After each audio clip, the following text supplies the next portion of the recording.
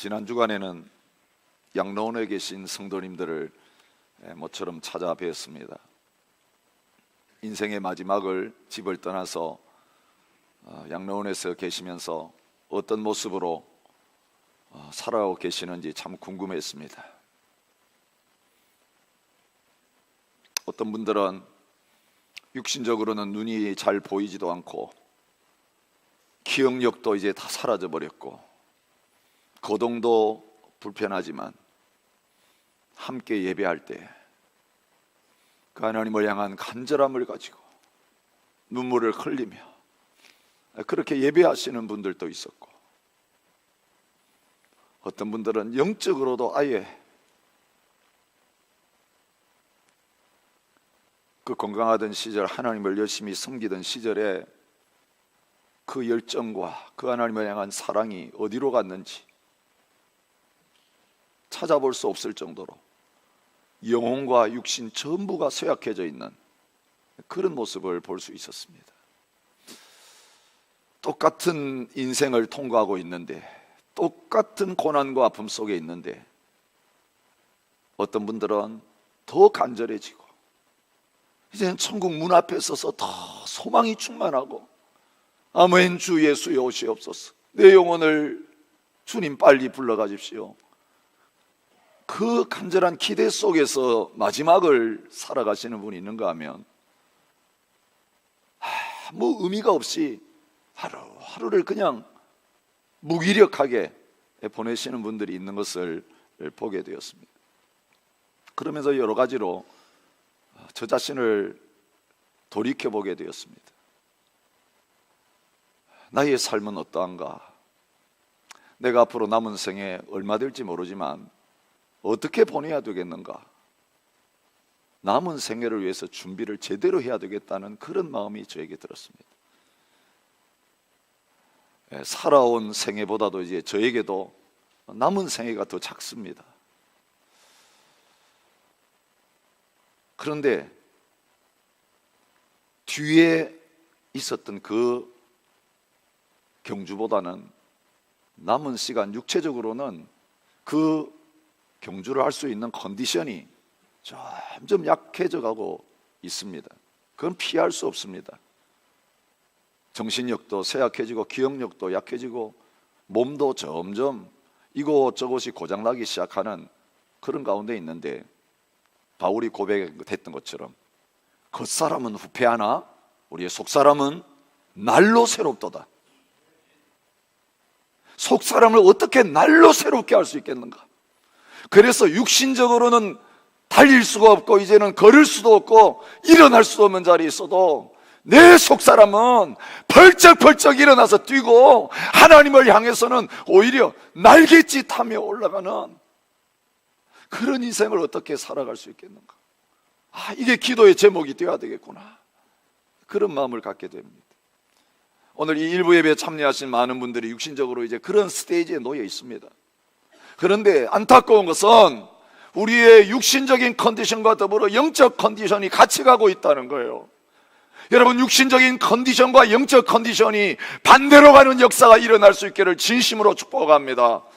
우리의 육신의 나이와 상관없이 영적으로는 영원한 청년과 같은 갈렙의 삶을 살아갈 수 있는 저와 여러분이 되시기를 바랍니다. 오늘 우리에게 주시는 이 아사를 통해서 하나님 저와 여러분을 좀 도전하고 계십니다. 아사의 삶, 하나님 보실 때 어땠는가? 41년 동안나 왕이 되어서 사실은 다윗보다, 솔로몬보다, 사울보다 더 오래 1년 더 왕의 자리에 있었는데, 하나님이 평가하실 때에 이 긴 시간 왕으로서 살았는데 하나님이 보시는 그 기준 앞에서 아사는 어떤 왕이었는가? 어떤 믿음의 삶을 살았는가? 이 아사 왕을 평가하시는 이 하나님의 기준 그 앞에서 저와 여러분이 과연 이제까지 살아온 삶이 어떤 삶이었는가? 그리고 앞으로 어떤 삶을 살아야 될 것인가? 그 하나님의 심판의 저울에 우리 자신을 올려놓고 그 저울에서 내가 지금 어떻게 평가되고 있는가를 함께 경험하는 이 예배가 되었으면 좋겠습니다. 아사를 보시면서 하나님은 이렇게 평가하셨습니다. 아사가 그의 조상 다윗같이 여호와 보시기에 정직하게 행하여, 모든 유다 왕의 기준은 다윗입니다. 모든 북쪽 이스라엘 왕의 기준은 여로보암이었습니다. 북쪽의 모든 왕들은 다 여로보암의 길을 걸어갔습니다. 남쪽 유다의 왕들은 어떤 왕은 다윗의 길을 걸어갔고 어떤 왕들은 그 다윗의 길을 걸어가지 못했습니다. 하나님께서 다윗을 그 모든 유다 왕들의 평가 기준으로 세우시는 것을 봅니다. 그러시면서 하나님이 다윗의 무엇을 가지고 그 후손들을 평가하시는가? 다윗이 이루어놓은 그 많은 업적들인가? 외형적인 그 군사력과 정치력과 부와 명예를 가지고 그 후손들을 평가하시는가? 결코 그렇지 않았던 것을 보게 됩니다. 하나님이 다윗을 기준으로 세우시면서 그 모든 후손들에게 무엇을 보기를 원하셨느냐 하면 그 마음을 보기를 원하셨습니다. 14절에 보면 그러나 아사의 마음이 라고 그 마음에 초점을 두고 아사를 평가하고 계시는 것을 볼 수 있습니다. 여러분, 겉은 우리가 아무 어려움이 없는 것처럼, 아무 문제가 없는 것처럼 그냥 잘 살아가고 있고 뭔가를 잘하고 있는 것처럼 보이지만 우리의 겉으로의 모습이나 우리 행동과 전혀 다르게 보이지 않는 우리의 마음은 완전히 밑바닥을 치고 있고요, 완전히 무너져 있고 완전히 마음이 깨져 있고 상해 있을 수 있다는 거예요. 여러분, 오늘 우리가 예배하는 이 시간 우리들은 마음을 읽지 못하지만 하나님이 오늘 이 예배를 통해 뭘 받기를 원하시겠습니까? 입술에 그 노래를 받기를 원하시겠습니까? 손으로 드리는 그 돈을 받기를 원하시겠습니까? 아니면 몸으로 드리는 봉사를 받기를 원하셔서 나에게 와서 섬겨라, 예배하라고 하시겠어요? 여러분, 우리가 예배 자리에 오면서 겉모습은 굉장히 신경 써서 다듬어서 옵니다. 옷도 좀 이렇게 깨끗한 것으로, 단정한 것으로 입고 옵니다. 또 겉으로 사람들에게 흠이 잡히지 않기 위해서 신경을 쓰고 옵니다. 네, 하나님은 우리 외모를 보지 않으십니다. 다윗을 만나실 때 사람들은 외모를 보거니와 나는 중심을 본다. 그 중심이라는 게 보이지 않는 마음입니다. 하나님께서 마음을 얼마나 중요하게 생각하는지 모릅니다. 모든 지킬 만한 것 중에 또 내 마음을 지키라. 생명의 근원이 이어서 납니다. 여러분, 지금 설교 듣고 있는데요, 마음이 딴 데 가신 분이 있어요. 여러분, 마음이 지금 딴 데 가 있으면요, 제가 지금 말씀을 전하는 게요, 내 귀에는 들리지만 마음에는 하나도 들어오지 않아요. 여러분, 마음이 무엇을 생각하고 있는가에 따라 마음은 거기에 가게 되어 있습니다. 제가 요즘 경험하고 있는 내용이에요. 제가 차를 운전하고 가면서 성경 통독 CD를 넣어놓고 계속 듣습니다. 올해 들어서 벌써 3번 들은 것 같아요. 창세기부터 요한계시록까지. 여러분, 운전하는 시간이 굉장히 짧은 시간 같죠? 그 운전하는 시간 CD를 계속 넣고 트니까 벌써 3번이 지나갔습니다. 그런데 성경 통독을 들으면서 이런 걸 느껴요. 내가 운전하면서 귀로는 듣고 있어요. 그런데 운전하고 가면서 다른 생각을 할 때가 있습니다. 뭔가 어떤 일이 생각나가지고 그걸 막 생각하고 있어요. 근데 그 생각을 딱 끝나고 정신 딱 차리고 보면 성경이요, 벌써 몇 장이 지나가 버렸어요. 귀로는 들었지만 마음으로는 뭘 들었는지 하나도 안 남아있어요. 여러분, 오늘 여러분 설교를 들을 때에, 성경을 읽을 때에 내 마음이 하나님을 바라보지 않고 집중하고 있지 않으면요, 아무것도 못 들고 가요. 그리고 중간에 띄엄띄엄 듣고 가니까 이게 무슨 소리인지 몰라요. 서론, 본론, 결론, 이게 지금 하나로 연결돼서 말씀이 전해지는데, 중간중간에 뭐가 들리는 것만 절적 듣고 그 나머지는요, 마음에 다른 생각을 계속하고 있어요. 여러분, 저를 지금 보고 있으면서도 저 왜 저렇게 처음부터 열을 내나 이런 생각을 하고 있을 수 있어요. 저의 보이스에 집중하고 있으면 지금 하나님이 큰 소리든지 작은 소리든지 여러분에게 하고 싶은 말씀이 안 들려요. 초점이 하나님께 가 있지 않고 사람에게 가 있는 거예요. 오목사에게 가 있는 거예요. 여러분, 이 예배의 환경이라는 게 얼마나 우리의 마음을 빼앗는지 아세요? 지금 오면서 누군가 만났던 그게 지금 기억에 남아있을 수 있어요. 그 사람이 오늘 내 본체 만취하고 지나갔지? 옆자리에 앉아있는 아내와 남편에게 지금 마음이 완전히 가 있을 수 있어요. 예배 끝나고 보자. 오늘 주일이니까 참고 있는데 지금 끝나고 나면 뭐하고. 여러분, 몸은 여기에 와 있지만 하나님 보실 때 우리의 마음은 여기에 안 있어요. 예배 자리에 안 있어요. 하나님을 향하여 바라보고 있지 않을 수 있어요. 그런데 오늘 우리는 몸만 가지고 와서 예배 드렸다고, 예배 드리고 갔다고 하는 거예요. 마음은 하나도 안 드렸어요. 마음은 완전히 지금 세상에 있어요. 몸은 여기 왔는데 마음은 집에 있을 수도 있어요. 내 사업에 있을 수도 있어요. 내 좋아하는 어떤 것에 내 마음은 가 있을 수 있다는 것입니다. 그래서 주님 말씀하십니다.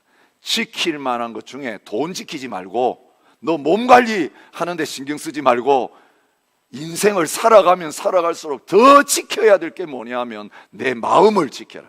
마음이 도둑 맞으면 안 된다. 마음이 강도당하면 안 된다. 마음에 하나님께서 보배를 주셨는데 이 보배 다 뺏기고 세상 보배에 움켜쥐고 내 인생 잘 살았다고 착각하지 마라. 너 마음이 어디에 있느냐? 너 마음이 어떠하냐? 여러분, 하나님이 모든 이스라엘 왕들을 향하여 그렇게 하십니다. 내가 보는 것은 사람과 같지 아니하니 사람은 외모를 보거니와 나 여호와는 중심을 보나니라. 여호와께서는 모든 마음을 감찰하사 모든 의도를 아시나니. 이게 얼마나 무서운 말인지 모르겠어요. 여러분, 우리의 마음에 숨은 의도가 있을 수 있어요.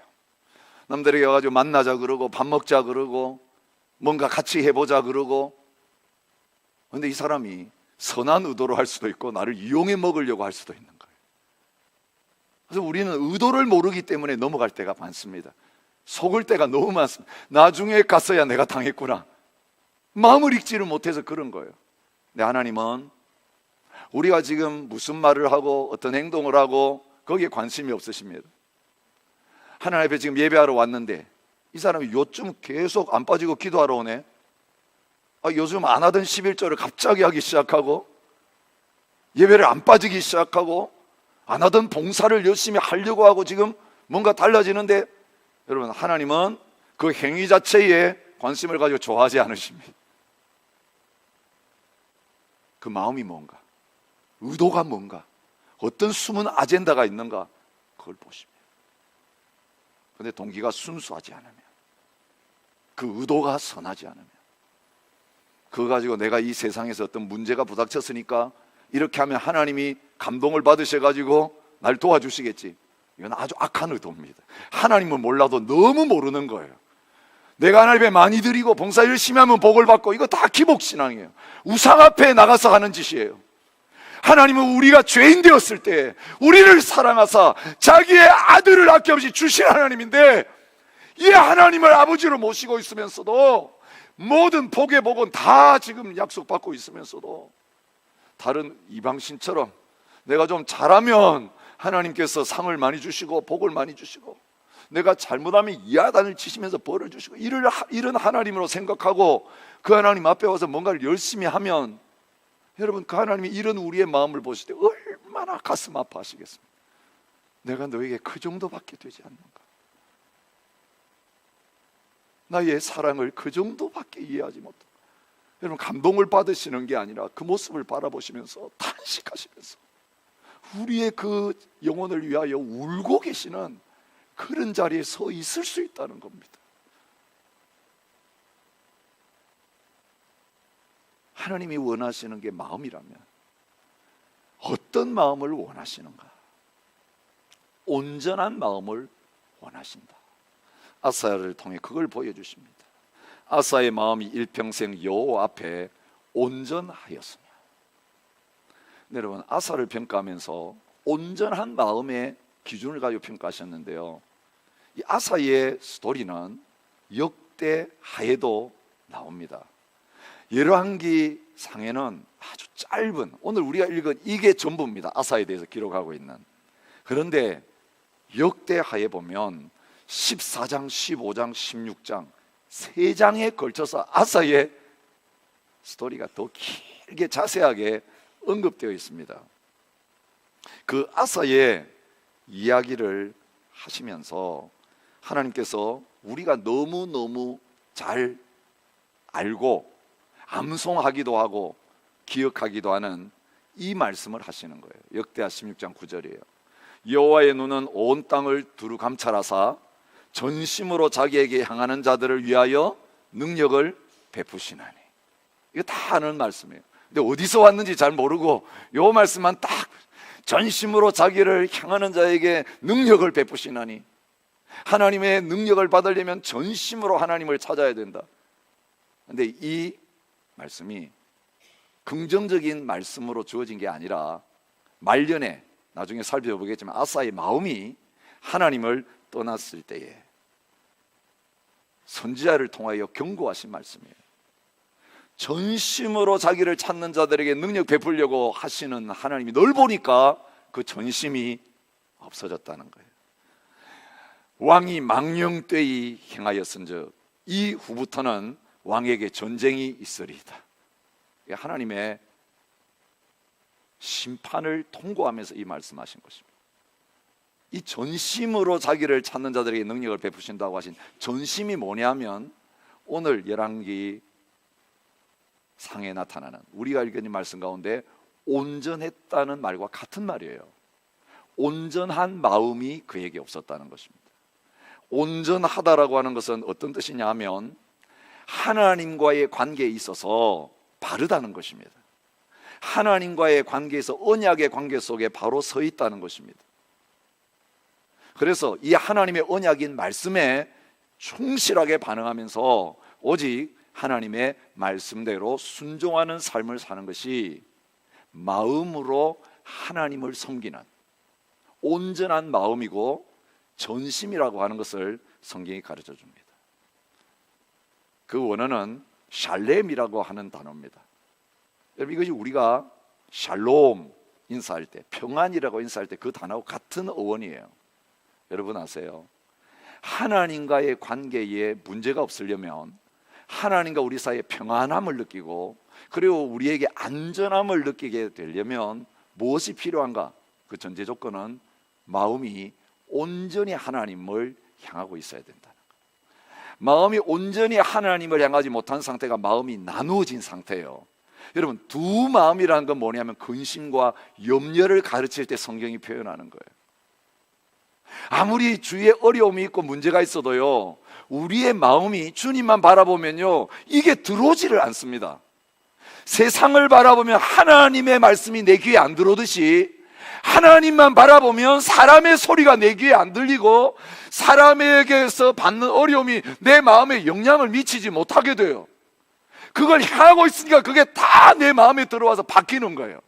하나님을 향하여 집중하고 있으면요, 사람이 하는 건성으로 들려요.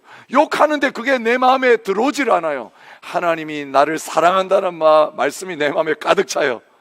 내가 너를 기뻐한다는 말씀이 내 마음에 가득 차요. 내가 너와 함께한다, 이 말씀이 내 마음을 꽉 채우고 있는 거예요. 여러분, 오늘 아사를 통해 하나님께서 보여주시는 게 뭐냐면, 주님께서 저와 여러분들과 언약의 관계를 맺고 같이 동행하기를 원하시는데, 어떤 동행을 하시느냐? 한눈 팔지 않는 동행을 하기를 원하시는 거예요. 여러분, 우리가 몸은 같이 있지만요, 눈은 딴 데 가 있을 수 있는 거 아시죠? 부부와 같이 가다가 멋진 이성이 지나가는데 계속 손은 잡고 가는데 눈은 거기 가 있을 수 있어요. 눈이 거기 갔다는 건 뭘 의미합니까? 마음이 향하고 있다는 거예요. 아내만 바라보고 있는 사람은 누가 지나가는지 모릅니다. 아내하고 이야기하고 마음이 눈이 아내의 얼굴을 향하고 그 아내가 지금 무슨 말을 하고 어떤 반응, 여기에 신경 쓰고 있으면요, 지나가는 사람이 누군지, 무슨 거리를 지나갔는지, 시간이 어떻게 지나가는지 마치 연애할 때처럼 모르는 겁니다. 이 세상에서 무슨 일이 일어나는지 관심이 없는 거예요. 여러분, 오늘 우리가 하나님 앞에서 그런 마음으로 하나님과 동행하고 하나님을 구하고 하나님의 뜻을 행하는 그런 자리에 있기를 원하신다는 것입니다. 성경에 보면요, 모든 다윗의 후손이 온전한 마음으로 행했느냐, 온전한 마음으로 행하지 않았느냐, 그걸 가지고 판단하시는 것을 볼 수 있습니다. 그러면 그 기준에 따르면 아사는 어땠습니까? 처음에는 온전했지만, 처음에는 전심으로 찾았어요. 그죠? 일평생의 아사의 마음이 온전하였더라. 사실 열왕기서는요, 아사를 아주 후하게 평가해 주고 있습니다. 역대기는 아사를 난도질하고 있습니다. 장이 3장이잖아요. 디테일한 것을 이제 여기는 대충 넘어갔어요. 다 여기 나온 사건이 역대기에 나오는데 여러분 가셔서 역대기 다시 읽어보십시오. 여기에 기록되지 않은 디테일한 거 하나하나 그냥 기록만 됐더니 이게 하나님 보실 때 온전했느냐 온전하지 못했느냐, 이것을 더 자세하게 현미경 들여다보시 드러내시면서 평가하시는 것을 봅니다. 저는 이 말씀을 읽으면서 그런 생각이 들었습니다. 야, 하나님의 눈은 예리하시구나. 여러분, 오늘 우리가 그냥 보통의 마음을 가지고 딱 하다가 어떤 순간에 마음이 무너질 때가 있어요. 그죠? 한순간 잠시 잘 살아가다가 좋은 교제를 나누다가 잠시 한눈 팔 때가 있어요. 잠시 마음이 딴 데 가 있어서 좀 힘들 때가 있어요. 근데 여러분, 마음이 왔다 갔다 하고 그걸로 끝났으면 사실 큰 어려움이 안 생깁니다. 그죠? 우리 마음이 얼마나 이런저런 복잡한 생각을 할 때가 많아요. 근데 문제는요, 마음이 그렇게 딴 데 가 있는데 그걸 관리 안 하고 빨리 커트 안 하고 빨리 돌이키지 않고 나면 어떻게 됩니까? 마음만 가는 거로 끝납니까? 아니요.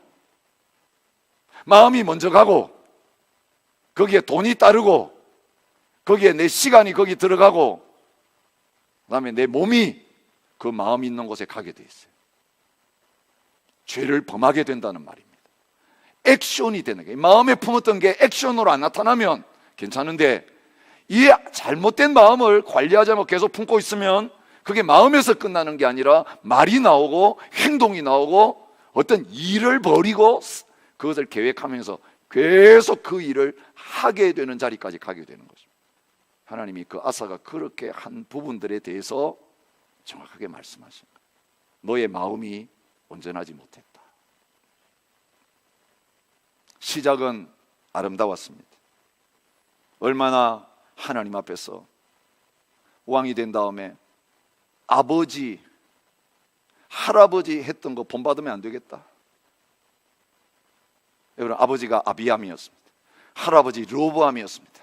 그 시대에 어떤 일이 일어났습니까? 하나님을 떠나서 우상 숭배했습니다. 성전 지어놓고 예배 드리면서 온갖 우상들 다 들여놓았습니다. 여러분, 그 우상 숭배 현장에 반드시 따랐던 게 뭔지 아세요? 거기는 성적인 타락이 따랐습니다. 그래서 우상을 섬기는 산당, 그 우상 섬기는 현장에는 몸을 파는 창녀들이 있었을 뿐만 아니라 남자들도 있었습니다. 그 사람들을 남창이라고 부릅니다. 그래서 신에게 예배한 다음에는 술을 마시고 그 신전에 있는 남자와 여자와 더불어 몸을 섞는 그런 행위가 있어요. 그래야 거룩이 옮겨온다는 거예요. 여러분, 통일교가 피가름 원리를 나세우면서 그 피가름을 통해서 성적인 접촉을 하면 거룩해진다, 이런 교리를 가지고 성적 타락을 합니다. 정명석 똑같습니다. 왜 그 많은 정명석을 따르는 여인들이 정명석하고 한번 잡아놓은 게 손인 줄 아세요? 이런 믿음이 그들에게 있는 거예요. 이건 다 하나님을 섬기지 아니하는 타락한 종교의 공통적입니다. 옛날부터 이게 있었습니다. 그래서 오늘 본문에 남색하는 자라고 번역이 되는, 이거 남창을 가르칩니다. 신전에서 예배하는 사람들과 몸을 섞어서 교제하는 그 역할을 하고 있는 사람들입니다. 하나님 섬기는 유다의 백성들이 성전에서 하나님 예배하면서 한 주일 동안 세상에 나가서는 그런 삶을 살고 있었다는 것입니다. 12절에 남색하는 자를 그 땅에서 쫓아내고 그의 조상들이 지은 모든 우상을 없애고 철저하게 종교개혁했습니다. 예배개혁했습니다. 예배를 예배로 세우는 그런 일이 일어났습니다. 여러분, 얼마나 철저하게 종교개혁을 했는지 13절은 이렇게 말합니다. 그의 어머니 마아가가 혐오스러운 아세라상을 만들었으므로 우상만 없애는 게 아니라 그 어머니를 태우의 위에서 폐위시켜 버렸습니다. 여러분, 가장 사랑스러운 가족과 단절했습니다. 사실 여기 어머니라고 나오지만 성경을 꼼꼼하게 묵상하신 분은 퀘션을 가져야 합니다. 아비암의 어머니가 누구라고 말합니까? 마아가라고 나와 있습니다. 어제 묵상한 말씀, 아비암의 어머니가 마아가예요. 아비살롬의 딸이더라. 압살롬의 딸입니다. 그런데 아비암의 아들 아사가 왕이 됐는데 어머니를 또 마아가라고 했으니 이게 형제냐 아니냐? 여러분, 히브리 성경에 어머니라고 번역된 단어는 어머니만 가르치는 게 아니라 목의 조상을 가르칩니다. 할머니도 될 수 있습니다. 아버지라고 쓰여진 단어는 할아버지가 될 수도 있고 증조 할아버지가 될 수 있습니다. 그런 면에서 제대로 번역한다면 할머니예요. 할머니가 계속 영적 영향을 미치면서 그 역할을 했다는 거예요. 마아가가. 그 아들도 우상숭배하게 만들었고 남편도 우상숭배하게 만들었고 손자도 우상숭배하게 만드는 영향력이 이 마아가에게 집중되어 있었습니다. 이 마아가를 제거하지 않으면 우상숭배 끝나지 않겠구나. 자기 할머니지만 그 마아가를 태우의 자리에서 폐위시키는 그런 계획을 당행했습니다. 15절에 보면 그의 아버지가 성별한 것과 자기가 성별한 것을 여호와의 성전에 받들어 드렸으니 곧 은과 금과 그릇들이라. 하나님의 성전에 아름다운 예물을 드렸습니다. 요즘으로 말하면 많은 헌금을 했습니다. 이건 하나님의 것이야. 하나님께 드려야 될 거 하나님께 드려야. 여러분, 철저하게 물질을 하나님께 바쳐드리는 이런 온전한 마음이 있었습니다. 이게 전심이었습니다. 그런데 문제는 젊은 시절 처음 시작할 때에 하나님 앞에 전심으로 나갔는데 나이가 들고 노년이 되고 나라가 좀 더 강해지니까 안정이 되니까 이 전심이 사라지게 되었다는 것입니다. 전심이 사라진 부분 무엇으로 나옵니까? 14절에 다만 산당은 없애지 아니하니라. 이 산당이 뭡니까? 성전 세우기 전에는 솔로몬이 왕이 되었을 때 기브온 산당에 가서 제사를 드렸습니다. 사무엘도 산당에서 제사하더라는 게 나오죠. 하나님을 예배하기 위해서 그 중앙에 성전이 세우지 않을 때에 하나님을 예배하기 위해서 산당에서 예배하는 게 허용됐지만 일반적으로 산당은 어떤 장소냐면 우상 숭배하는 장소가 산당입니다. 하이 플레이스, 높은 장소라는 뜻이에요. 산 위에 높은 곳에 가면 신하고 가깝다고 생각해가지고 산이 높은 곳에 다 신전을 세운 것입니다. 솔로몬도 산당을 없애지 않았습니다. 성전 세운 다음에도 로보암도 아비암도 그리고 그 아들 아사도 다른 우상은 다 제거하고 할머니까지도 쫓아내고 모든 물질 구별에 하나님께 드렸는데 하나님 보실 때 이 산당이 문제였습니다. 그 산당으로 끝나지 않습니다. 온전한 마음이 없어지면요 아주 작은 거 하나 불순종하는 것부터 시작됩니다. 이것쯤이야. 딴 거 다 이 큰 걸 순종했는데 큰 걸 하나님 앞에 드렸는데 이 작은 거 하나는 괜찮겠지. 이게 산당이었습니다. 여러분, 오늘 저와 여러분의 인생 속에 사탄은 처음부터 큰 죄를 짓게 하지 않습니다. 처음부터 도둑질하지 않습니다. 처음부터 강도하지 않습니다. 처음부터 거짓말하지 않습니다. 하나님 앞에 온전히 드려야 될 거 하나부터 빼먹기 시작합니다. 하루쯤이야. 한 번인데, 주일에 한 번 어디 갔다 와야 돼. 다른 51주는 나오겠다는데, 그죠?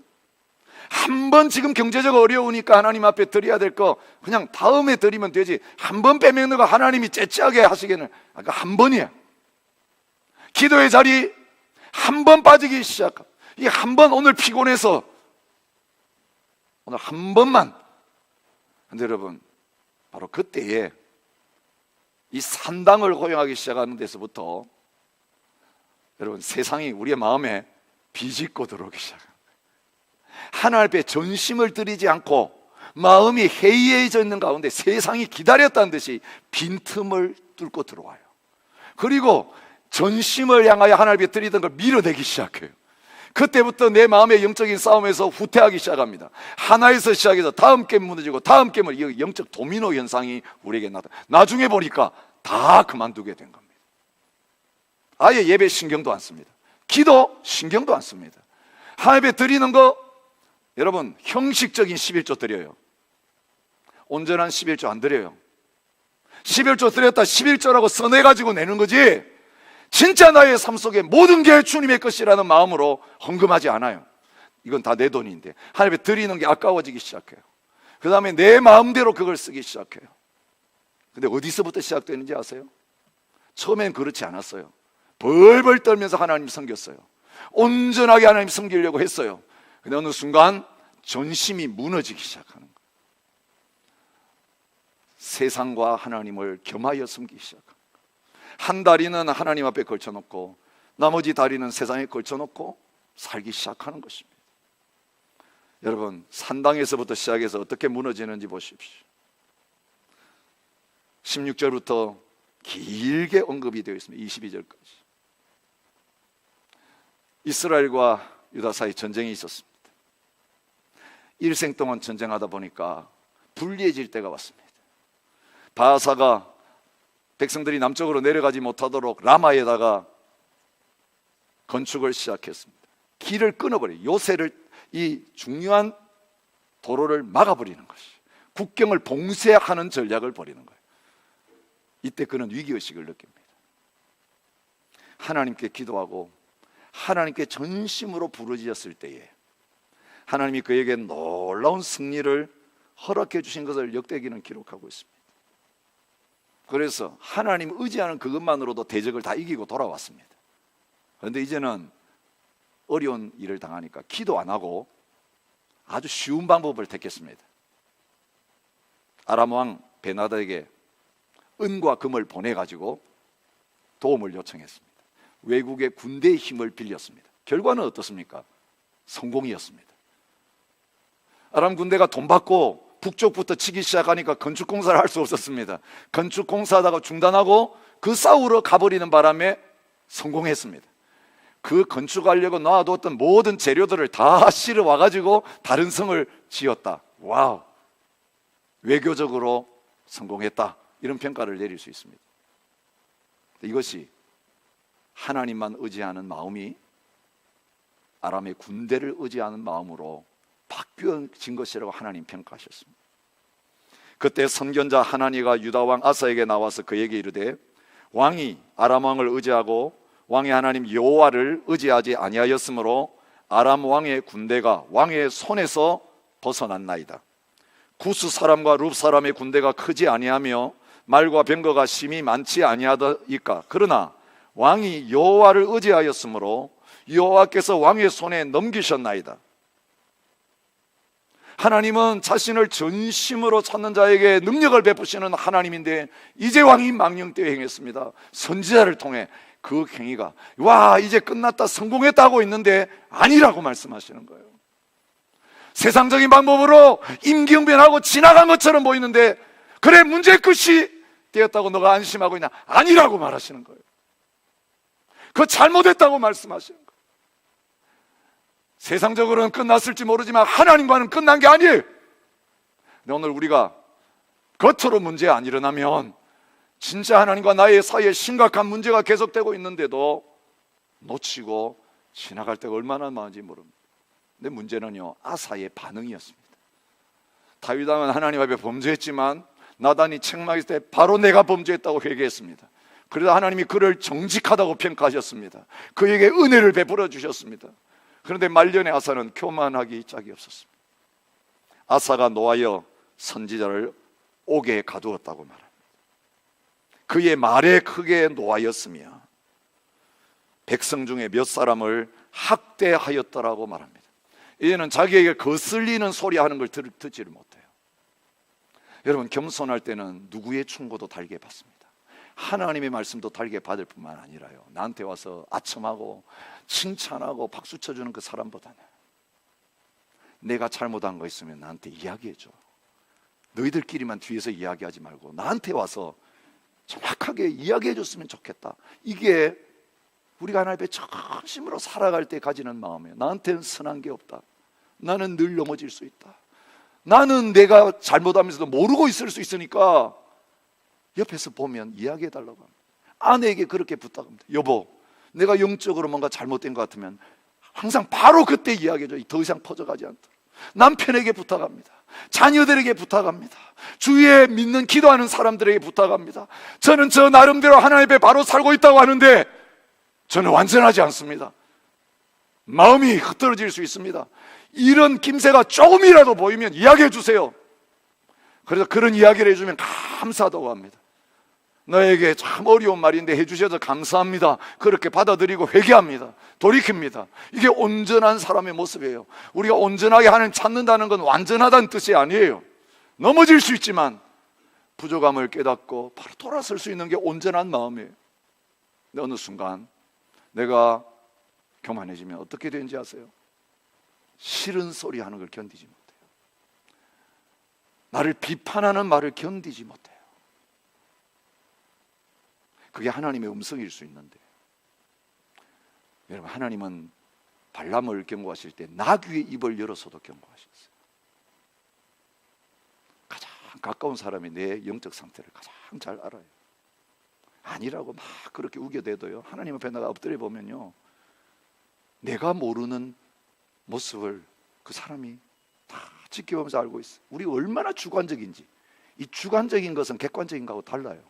내가 하나님 앞에서 주님을 안다고 하지만 하나님 나를 모른다고 하실 수 있어요. 나는 모르는 이 타락길을 걸어가고 다른 사람은 뭔가 문제가 있는데 나를 바라보고 그렇게 걱정할 수 있어요. 선지자가 하나님이 시켜서 그 말 전달했는데도 그는 선지자를 감옥에 집어넣었어요. 선지자만이 아니라 백성들을 그렇게 고통스럽게 했습니다. 근데 여기서 끝나지 않았습니다. 마지막에 대해서 하나님께서 보여주시는 내용을 우리가 확인할 수 있습니다. 23절, 그의 생애를 끝맺으면서 딱 한마디 나와요. 그는 늙음하게 발에 병이 들었더라. 늙음하게 발에 병이 들었더라. 이게 그의 마지막이에요. 여러분, 아사가 한평생 살면서 병 얼마나 많이 들렸겠어요. 그런데 늙음하게 마지막에 병 들어 죽었다. 이게 아사를 평가하는 마지막 평가예요. 이게 역대하에는 좀 더 자세하게 나옵니다. 아사가 왕이 된 지 39년에 그 시기까지 이야기합니다. 죽기 2년 전입니다. 그의 발이 병들어 매우 위독했다고 말합니다. 여러분, 병든다고 다 죽지 않습니다. 병든다고 다 망하지 않습니다. 고쳐질 수 있는 게 병입니다. 죽을 병이 들었어도 하나님이 히스기야를 15년 연장해 주셨습니다. 병이 그를 죽인 게 아니라 불신앙이 그를 죽였다는 걸 말합니다. 병이 있을 때 그가 여호와께 구하지 아니하고 의원들에게 구하였더라.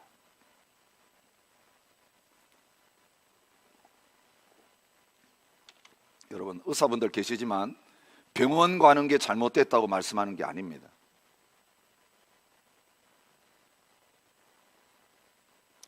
히스기야를 고쳐주실 때도 15년 연장해 주신 다음에 그 의학적인 방법 비슷하게 무화과 반죽을 해가지고 그 아픈 부분에 놓게 하셨어요. 그랬더니 나았어요.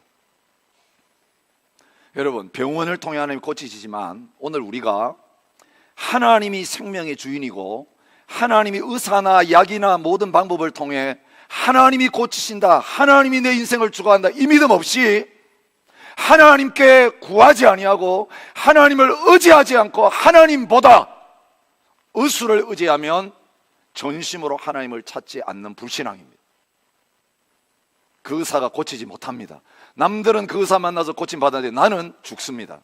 남들은 그 약 먹고 나았는데 하나님을 의지하고 돌아오기를 원하셔서 이 문제와 질병 주셨는데 하나님께 가지 아니하고 회개하지 아니하고 병의 문제가 아니라 죄의 문제가 있는데, 마음의 문제가 있는데 그걸 하나님과 딜하지 아니하고 세상적인 방법으로 가면 거기에서 육신과 영혼이 함께 몰락하는 그런 비극적인 자리에 서게 되는 걸 말합니다. 사랑하는 성도 여러분, 문제가 우연히 생기지 않습니다. 인생의 고통이 그냥 오지 않습니다.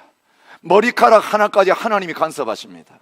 여러분, 혹시 오늘 우리의 노년에, 오늘 우리의 지금 삶 속에 이런저런 어려움과 골치 아픈 문제들을 허락해 주십니까? 오늘 우리의 마음을 들여다보시기를 바랍니다. 내 마음이 이전처럼 하나님 앞에 온전한지, 여러분, 내 마음이 온전하다면 일어나는 문제들이 나에게 문제가 안 됩니다. 내 마음이 온전하면 그거 신경 안 씁니다. 그 가운데서도 찬양합니다. 그 가운데서도 예배합니다. 그 가운데서도 계속 섬깁니다. 이게 내 마음이 온전한 증거입니다. 그런데 그 환경과 조건 때문에 하나님 앞에 예배하지 못하게 되고 기도하지 않게 되고 순종하지 않게 되고 그게 내 마음에 큰 걱정거리가 되고 문제가 되고 있습니까? 나의 마음이 하나님께 온전하게 드려지지 않았다는 증거입니다. 바로 내 그 느낌과 그 염려와 두려움과 걱정이 마음이 온전하지 않기 때문에 생겨진 현상이라는 거예요. 그런데 두려움에 부딪혀가지고 그 문제를 계속 해결하려고 하면 하나님을 떠나서 점점 더 세상을 내 마음에 끌어들이게 돼요. 그래서 내 마음에 우상이 만들어지는 거예요. 내 마음에 하나님은 밀려나고 세상의 온갖 지식과 방법과 사람이 꽉 들어와가지고 내 인생의 생명과 운명을 컨트롤하는 주인이 되어버리는 그런 자리에 있게 되는 것입니다. 오늘 이 시간 혹시 이 말씀 듣는 여러분 가운데 아사를 통해서, 이 설교를 통해서 여러분에게 하신 말씀이 있다면 주님 앞에 드려지지 않는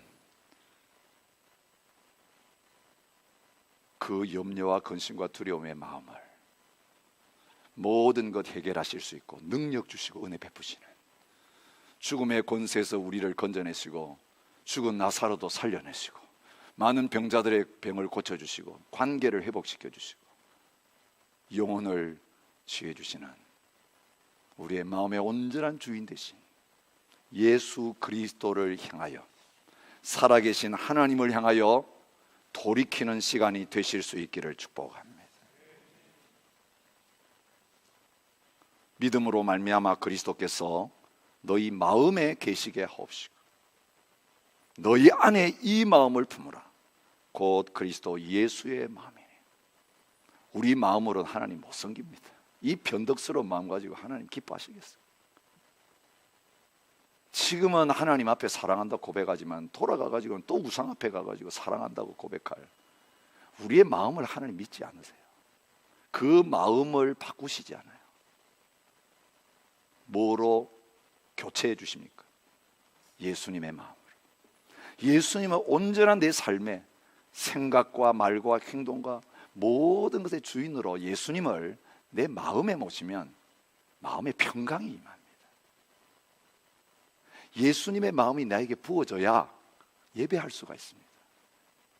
주 예수보다 더 귀한 것은 없는, 오늘 성가대가 얼마나 아름다운 찬양이었습니다. 그렇게 됩니다. 예수님이 내 안에 계시는 걸 느낀다. 그 예수님의 은혜가 날마다 기억된다면 딴 데 마음을 줄 수 없어요. 예수님보다 더 귀한 분이 없는데 뭘 다 찾아다니겠냐고요. 그거 없어도 괜찮아요. 예수님 한 분이면 충분합니다. 예수님 때문에 나는 예배할 수 있고 찬양할 수 있고 기뻐할 수 있고 감사할 수 있습니다. 딴 거 다 떠나가도 예수님 계시면 나는 성공한 것입니다. 이게 저와 여러분의 노년이 되기를 바랍니다. 노년에 예수님 붙잡아야 합니다. 몸을 붙잡지 마세요. 건강 붙잡지 마세요. 신경 쓰지 마세요. 예수님이 계시면 필요하면 예수님이 다 주십니다. 전심으로 드리면요, 주님이 책임지십니다.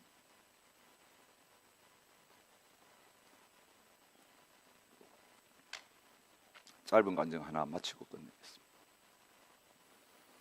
2017년을 들어서면서 제가 여러분 볼 때 좀 이상해졌죠. 하나님이 저에게 책망하신 게, 너가 전심으로 목회하지 않고 이 영혼들이 지금 잠자고 있고 죽어가고 있는데 이 죽어가는 영혼들 앞에 놓고 대충 너는 설교하고 사람들의 인기나 끌고 은혜 받았던 그 말이나 전하려고 지금 강단에 올라가느냐.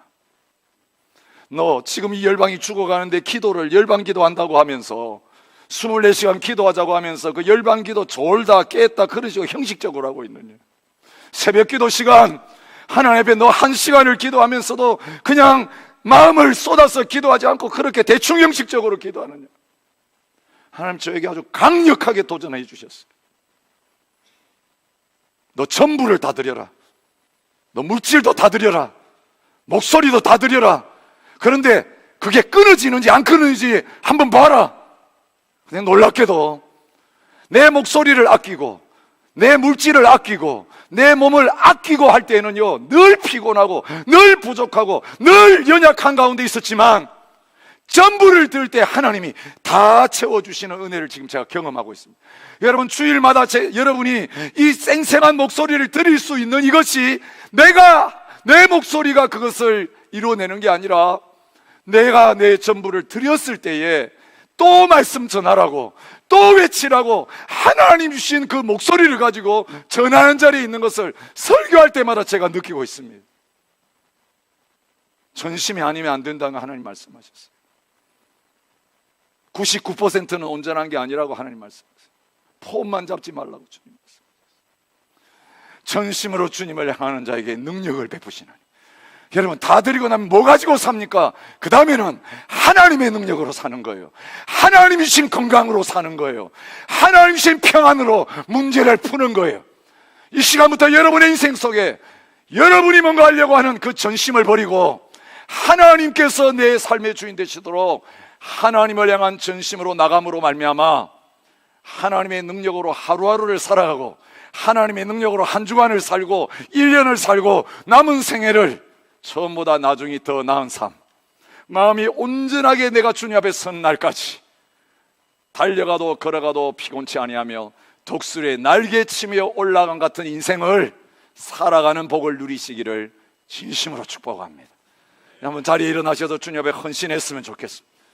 주님, 내 마음을 드리고 전심을 주님 앞에 드리는 그런 인생 살기를 원합니다. 주님, 이 시간 오셨어. 나에게 제거해야 될 거 있으면 제거해 주시고, 회복시켜 줄 부분이 있다면, 건강이 필요하면 건강 회복시켜 주시고, 물질적인 문제 있다면 그거 회복시켜 주시고, 관계 문제 있다면 회복시켜 주시고, 가정의 문제 있다면 오늘로 끝장나게 하시고, 주님이 주시는 평강과 주님의 통치가 내 인생 가운데 회복되게 해주시오. 다른 게 문제가 아니라, 하나님이 문제가 아니라 내가 문제였습니다.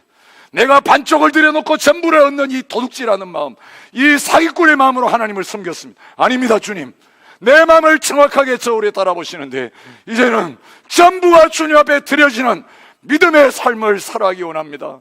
주님 앞에 새로운 마음으로 재헌신하는 이 시간이 되시기를 축복합니다.